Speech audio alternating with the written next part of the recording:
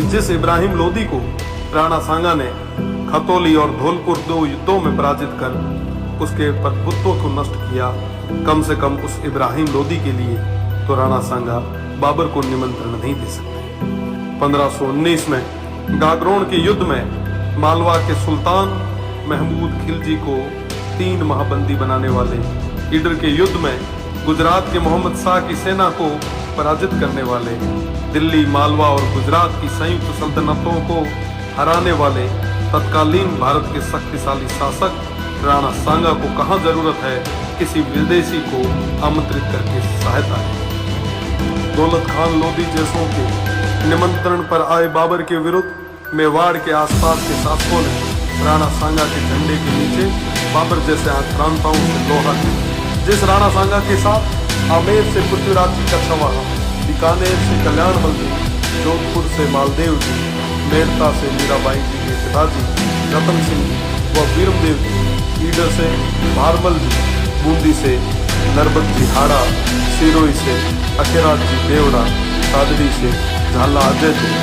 चंदेरी से मदीनी राय प्रतिहार जी, हसन खान मेवाती सहित आसपास के सभी सरदारों का सहयोग हो, उन महाराणा सांगा को किसी विदेशी की सहायता की आवश्यकता नहीं।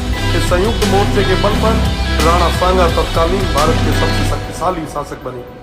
फलस्वरूप स्वयं बाबर ने राणा सांगा को अपना सबसे बड़ा शत्रु बताया। राणा सांगा ने इस संयुक्त मोर्चे के बल पर बाबर को बयाना के युद्ध में पराजित किया और बाबर की सेना को भागना पड़ा।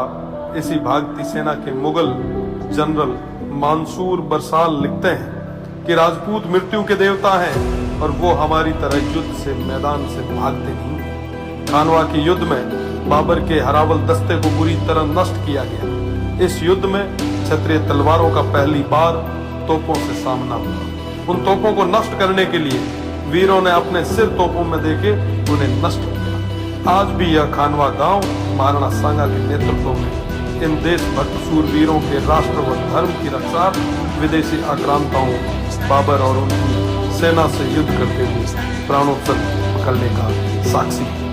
राणा सांगा न केवल वीर थे बल्कि सभी धर्म और पंथों का सम्मान भी करते। राणा सांगा उत्तर भारत के स्वाभाविक नेता बन गए। 80 गांवों के बाद में भी अधिक ऐसे महान इतिहास पुरुष के बारे में देश को कम जानकारी होना या उनके अपमान पर बिना कुछ विशेष प्रयास किए केवल खाना पूर्ति करना बेहद दुखद है। भारत को छोड़िए, ऐसे महानायक की प्रतिमाएं आपको राजस्थान में भी न के बराबर है। महाराणा सांगा की विरासत और धरोहरों को आज संरक्षण की आवश्यकता है।